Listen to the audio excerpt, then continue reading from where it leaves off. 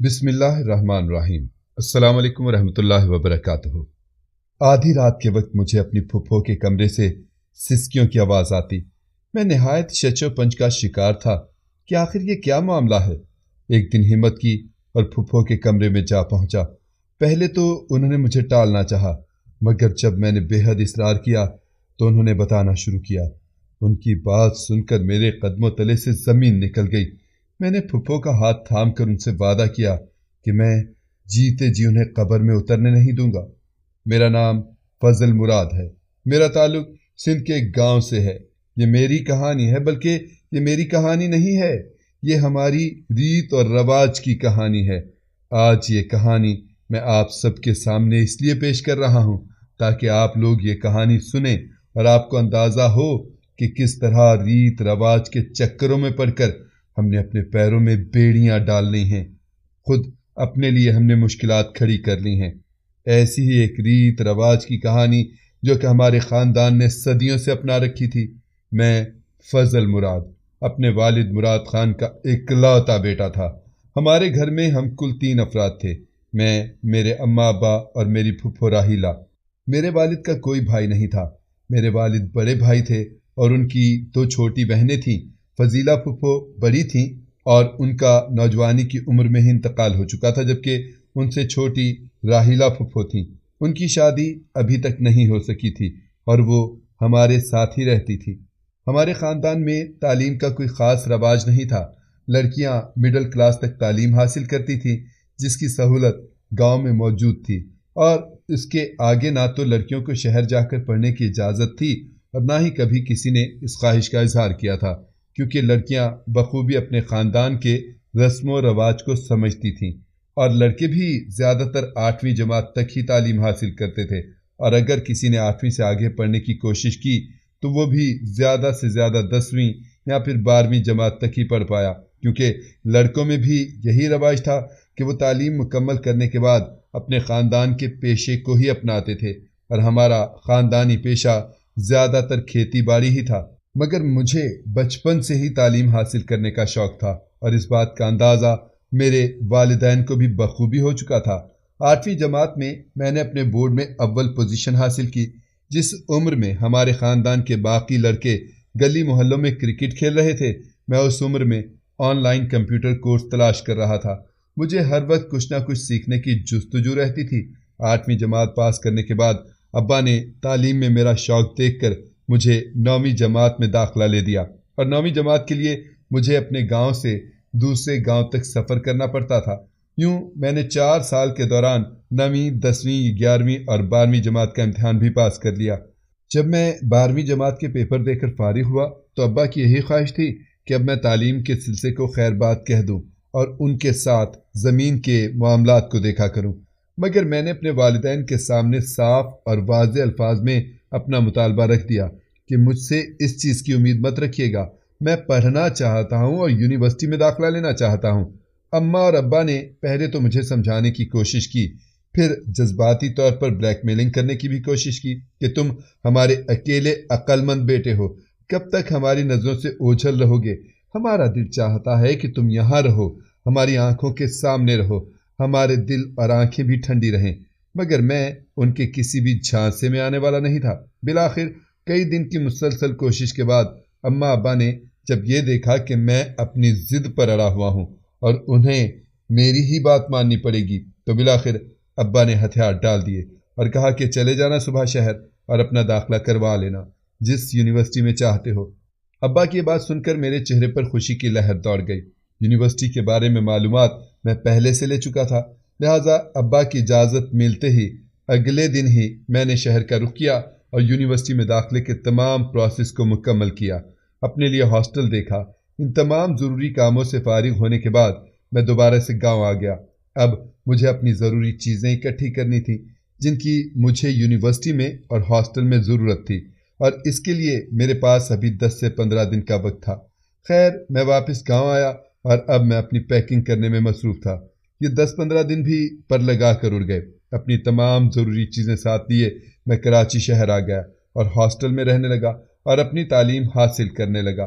پہلی بار تقریباً 3 ماہ کے بعد جب میں گھر واپس گیا، یہ تب کا واقعہ ہے۔ اس دن میں رات گئے گھر واپس پہنچا تھا، اس لیے اپنے پاس موجود چابی سے دروازہ کھولا اور جا کر خاموشی سے اپنے کمرے میں لیٹ گیا۔ میں نے بہت محتاط انداز میں دروازہ کھولا تھا تاکہ گھر کے جو افراد سوئے ہوئے ہیں وہ ڈسٹرب نہ ہوں۔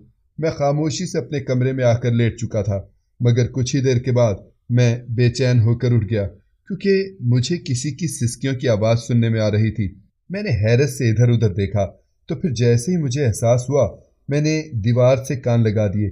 مجھے یہ شک محسوس ہو رہا تھا کہ یہ آواز ساتھ والے کمرے سے آ رہی ہے۔ اب میں اور بھی شش و پنج کا شکار تھا کیونکہ ساتھ والا کمرہ تو پھپھو کا تھا۔ خیر کچھ دیر تو میں تصدیق کرتا رہا کہ آیا آواز واقعی آ رہی ہے یا میرا کوئی وہم ہے، مگر یہ آواز مسلسل سنائی دے رہی تھی۔ میں بے چین ہو کر اپنی جگہ سے اٹھ کھڑا ہوا اور دبے پاؤں اپنے کمرے سے نکل کر پھپھو کے کمرے کے دروازے کے باہر پہنچ گیا۔ کچھ دیر سوچتا رہا کہ نہ جانے کیا بات ہوگی، وہ کیوں رو رہی ہیں، مجھے ان سے پوچھنا بھی چاہیے یا نہیں۔ خیر اب میں اس طرح پھپھو کو روتے ہوئے سن کر اگنور بھی نہیں کر سکتا تھا، لہٰذا میں نے ایک جھٹکے سے دروازہ کھولا اور کمرے کے اندر داخل ہو گیا۔ پھپھو اپنے بیڈ پر بیٹھی گھٹنوں میں سردی واقعی رو رہی تھی۔ جیسے ہی میں نے کمرے کا دروازہ کھولا وہ جلدی سے سیدھی ہو کر بیٹھی اور اپنے ہاتھ کی پشت سے آنکھیں صاف کرنے لگیں۔ میں ان کے پاس جا کر بیٹھ گیا۔ وہ جلدی سے اپنے لہجے کو نارمل کرتے ہوئے مجھ سے پوچھنے لگیں، ارے مراد بیٹا تم کب آئے؟ میں نے کہا تبھی جب آپ رونے میں مصروف تھیں۔ منہ مسکراتے ہوئے کہنے لگیں، نہیں میں وہ رو تو نہیں رہی تھی۔ میں نے کہا پھپھو مجھ سے جھوٹ بولنے کی ضرورت نہیں ہے، پلیز بتائیے کہ کیا بات ہے، آپ کیوں رو رہی ہیں؟ جواباً مسکراتے ہوئے کہنے لگیں، فضل مراد بیٹا تم چھوٹے ہو ابھی، میں یہ بات تم سے نہیں کر سکتی۔ میں نے دوبارہ سے انہیں گھور کر دیکھا اور کہا، کمال کرتی ہیں پھپھو آپ، میں یونیورسٹی کا اسٹوڈنٹ ہوں اور آپ کہہ رہی ہیں کہ میں چھوٹا ہوں، پلیز بتائیے نا، ہو سکتا ہے میں آپ کی مدد کر سکوں۔ تب پھپھو کہنے لگیں، اگر بھائی کو پتہ چلا کہ میں نے تمہیں اس بارے میں کچھ بھی بتایا ہے تو وہ میرا گلا دبا دیں گے۔ یہ بات سن کر تو مجھے اور بھی پریشانی ہونے لگی، یعنی بات اس حد تک خطرناک تھی۔ میں نے کہا پھپھو اب تو میں ادھر سے تبھی اٹھوں گا جب آپ مجھے اصلی بات بتائیں گی، ورنہ میں بتا رہا ہوں کہ میں صبح تک یہیں بیٹھا ہوں۔ کچھ نہیں فضل مراد، اپنے مستقبل کو لے کر خوفزدہ ہوں، پھپھو نے سرسراتی ہوئی آواز میں کہا اور مزید کہنے لگیں، سوچ رہی ہوں نہ جانے میرا مستقبل کیا ہوگا، کیا فضیلہ کی طرح مجھے بھی کنویں میں دھکا دے دیا جائے گا؟ میں آنکھیں پھاڑے ان کی بات سن رہا تھا۔ یہ فقرہ سن کر میرا دل لرز اٹھا۔ میں نے کہا کیا کہہ رہی ہیں پھپھو؟ تو پھپھو کہنے لگی، فضل مراد یہی سچ ہے، فضیلہ کو کنویں میں دھکا دے دیا گیا، یہ کہہ کر کہ اسے نیند میں چلنے کی عادت تھی، وہ خود ہی چلتے ہوئے کنویں میں گر گئی ہے، جبکہ یہ بات جھوٹ ہے۔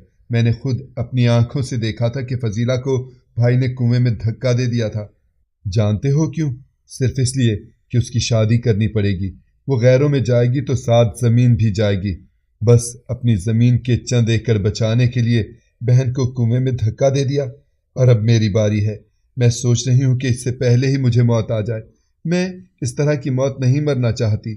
پھپھو کی آنکھوں میں آنسو آ گئے تھے اور میں اپنی جگہ پر گنگ بیٹھا تھا۔ اس بات کے بارے میں تو میں جانتا تھا کہ ہمارے خاندان میں یہ رواج ہے کہ جب بیٹی کو رخصت کیا جائے تو اس کے حصے کی زمین بھی دی جاتی تھی۔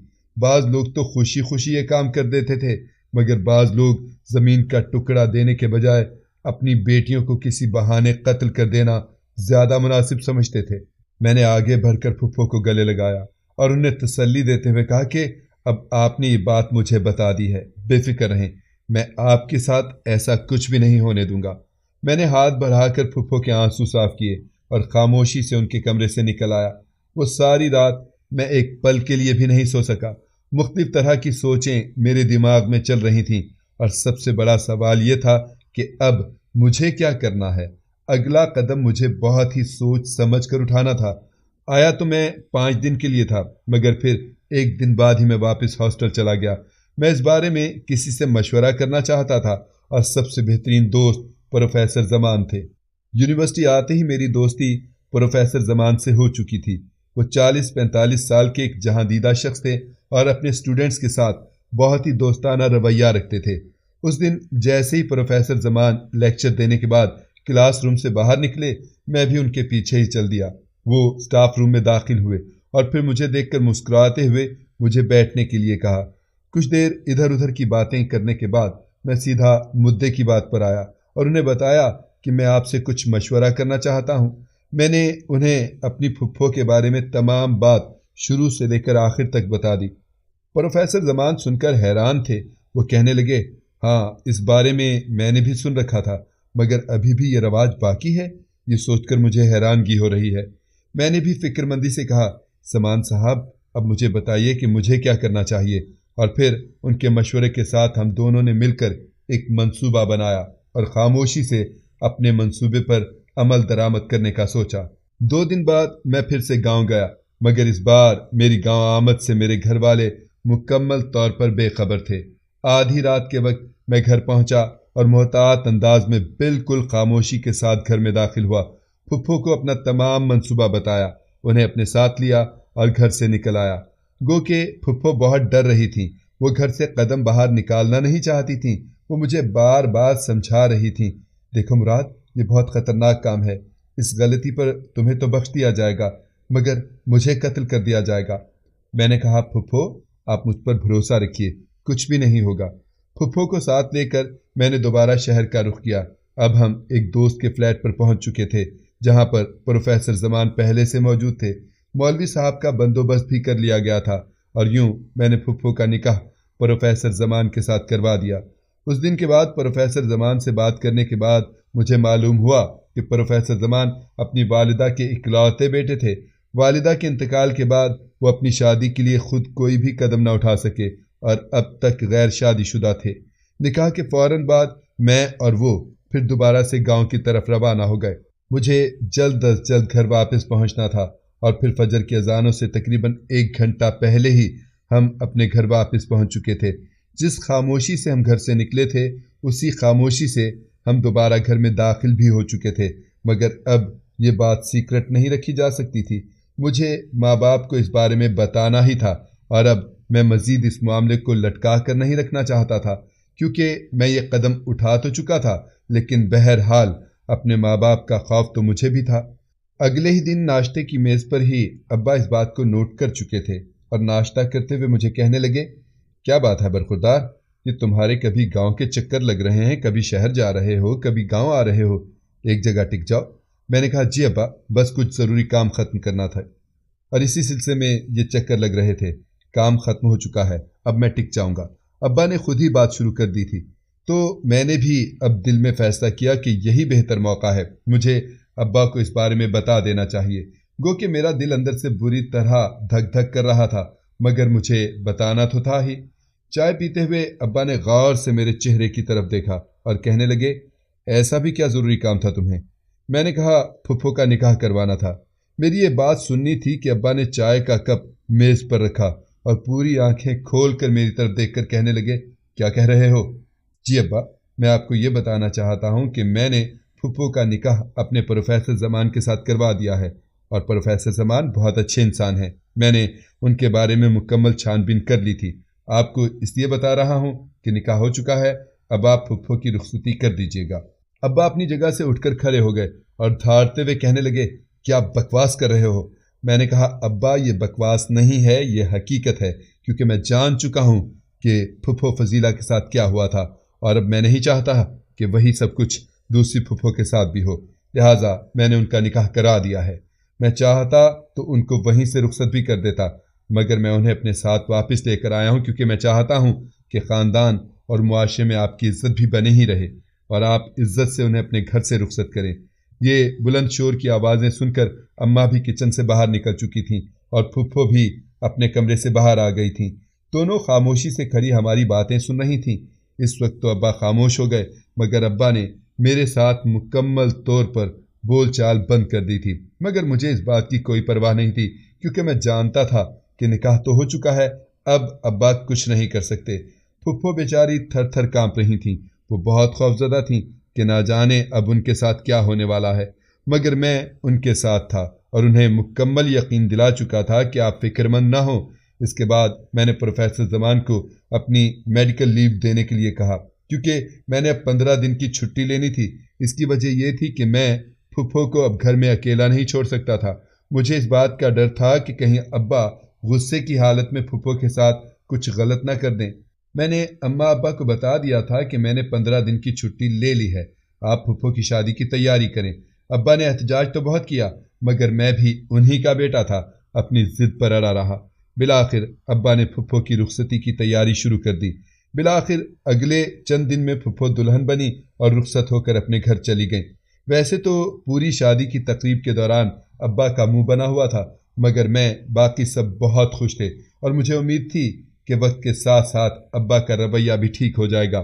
پھپھو رخصت ہو کر اپنے گھر چلی گئی۔ میری 15 دن کی چھٹی بھی ختم ہوئی اور میں شہر واپس آ گیا۔ اس کے بعد پھپھو اور پروفیسر زمان کے بے حد اصرار پر میں نے ہاسٹل چھوڑ دیا اور ان کے ساتھ ان کے گھر پر رہنے لگا اور اپنی تعلیم مکمل کرنے لگا۔ آخر میں میری اپنی بہن بھائیوں سے اور سننے والوں سے ایک درخواست ہے کہ یہ کہانی سنانے کا مقصد یہی تھا کہ فضول طرح کے رسم و رواج میں پڑھ کر اپنے آپ کو مشکل میں نہ ڈالیں۔ یہ رسم و رواج ہم نے خود بنائے ہوئے ہیں، یہ اللہ تعالیٰ نے ہم پر فرض نہیں کیے تھے، اور اگر ہم نے بنایا ہی انہیں خود ہے تو ہم انہیں خود توڑ بھی سکتے ہیں۔ ناظرین، مزید اس طرح کی سبق آموز کہانیاں اور واقعات سننے کے لیے ہماری ویڈیو کو لائک کریں اور شیئر کریں، اور ہمارے چینل کو سبسکرائب کرنا مت بھولیے گا۔ شکریہ۔ اللہ حافظ۔